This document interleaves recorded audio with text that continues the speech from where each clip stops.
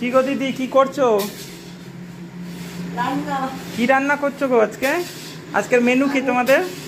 আজকের মেনু হচ্ছে তোমার, কালকে তো আমি তোমাকে ফেসবুকে জানিয়েছি, হ্যাঁ। কম্বো আমি একটা ছোট রেস্টুরেন্ট মধ্যে করেছি। আচ্ছা। সেটাতে তোমার পোলাও আর 2 পিস চিকেন কষা দিয়ে আচ্ছা। মাত্র 50 টাকায়, আচ্ছা। ফ্রাইড রাইস আর 2 পিস চিকেন কষা দিয়ে মাত্র 60 টাকায়। আচ্ছা। আর এদিকে দেখো আমার আলুর দম হচ্ছে, এটা হচ্ছে আলুর দম 2 পিস, এই যে বড় বড় সাইজের আলু 2 পিস আলুর দম দিয়ে, আর ফ্রাইড রাইস নিতে পারো, পোলাও নিতে পারো, দিয়ে মাত্র 40 টাকা।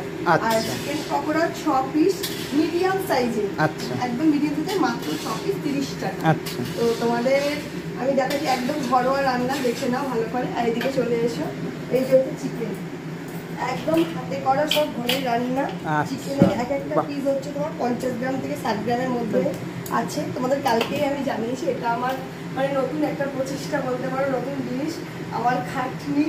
আর তোমার চন্দননগরবাসী যারা যারা আছো, তো একবার এসে প্লিজ তোমার ট্রাই করো, টেস্ট করো, একবার তো তোমরা আসতেই পারো।